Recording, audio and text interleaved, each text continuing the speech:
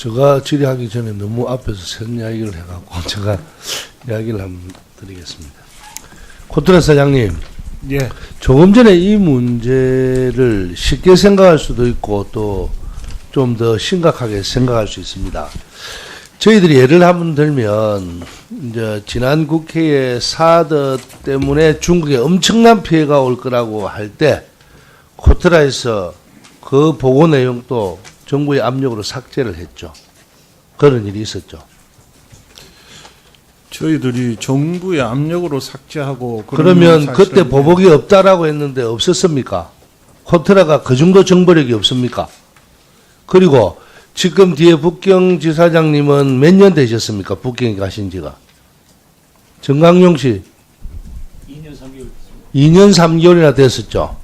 그러면 정강용 씨는 사드 이것 때문에 이런 무역이 엄청나게 피해가 올 거라는 거 알고 있었어요? 몰랐어요? 빨리 대답하세요. 시간 없다. 예, 네? 예, 사드 배치로 영향이 있을 거로 생각하겠습니다. 그렇죠. 저 말이 이렇습니다. 사드 배치로 영향이 있었다 없었다 이런 문제를 지금 논하고자 하는 건 아닙니다. 또 그 발언 내용을 가지고 논하고자 하는 건 아닌데요.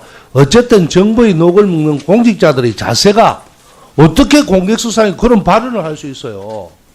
야간 도주라는, 야반 도주라는요. 그거는 있을 수 없는 이야기고요.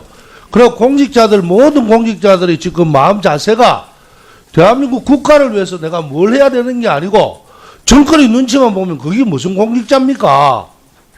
왜 국민들이 세금 내가 당신들한테 월급을 줘요? 연금의 반을 왜 우리 돈으로 세금으로 냅니까? 정치적 중립을 지키고 소신 있게 해라고 하는 거 아닙니까? 그러면 공개석상에 어쨌든 지사장쯤 되면 발언 자체도 신중하고 그리고 누가 보더라도 국가를 위한 애국심에 불타오르는 발언을 해야죠. 그 발언에 대해서는 이 정도 사과로 끝내는 건 좀 안타깝지만 어쨌든 막 이거는 그만하겠습니다. 그럼 산당구 이사장님. 예. 최근에 5년간 산업단지 안전사고 발생 현황 자료를 보니까요. 2012년부터 9월까지, 올 9월까지 산단공이 관리하는 국가와 일반 산단 61곳이 있죠. 예, 그렇습니다. 근데 일반 국민들은 뭐 공단, 산단공이나 전부 다 공단은 다 산단공 사는 줄 알아요. 그래서 61개 있는 거 알고 있는데 그 중에 21곳에서 총 177건의 안전사고가 발생해서 73명이 숨지고 264명이 부상을 입었다는 거 알고 있습니까? 예, 알고 있습니다. 특히 더 사망자는 울산 미포산단 19명, 여수 11명, 대불 7명, 구미 6명 순으로 많죠. 또 부상자는 여수 91명, 울산 미포 51명, 남동 32명, 구미 12명으로 집계됐습니다. 본의원이 177건의 사고를 면밀히 분석해 보니까요. 산업단지 노후화, 즉 산단 착공일로부터 안전사고가 발생 시점까지 기간이 길수록 인명사고가 커진 것으로 나타나는데 맞습니까? 예, 알고 있습니까? 예, 알고 있습니다. 그래서 특히 더 착공된 지 40년 이상 된 산단의 인명피해가 전체의 83.1%입니다. 안전사고 한 건당 사망자 수가 각각 0.33, 0.89, 2.52로 발생했는데 그만큼 노후가 되면 사고, 안전사고나 이런 발생 위험이 너무 커졌는데 그동안에 산업공단에서 이 노후 오래된 산단은 대기업이 많이 들어있죠. 예, 뭐 상대적으로 대기업이 많습니다. 그렇죠. 주력 기업. 근데 이 안전사고에 대기업이 많이 나는 거 알고 있습니까? 저희가 가지고 있는 통계로는 중소기업 좀 더 많고. 80%. 근데 큰 사고는 대기업이 많이 났어요. 사망사고나 이런 게 뭐 석유락 이런 안전 문제 때문에요.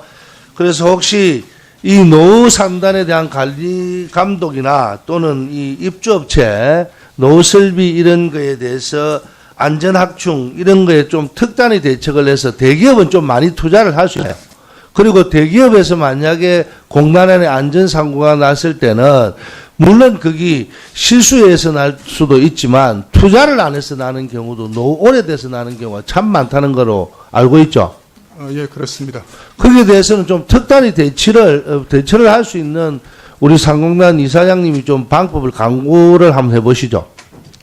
예, 그렇습니다. 현재도 뭐 저희들이 이제 위험 사고 발생 가능성이 높은 이런 시설들에 대해서는 평소에 점검을 통해 가지고 그 이제 관련 기관에 전달해서 적기에 그 시정이 되도록 하고 있고요.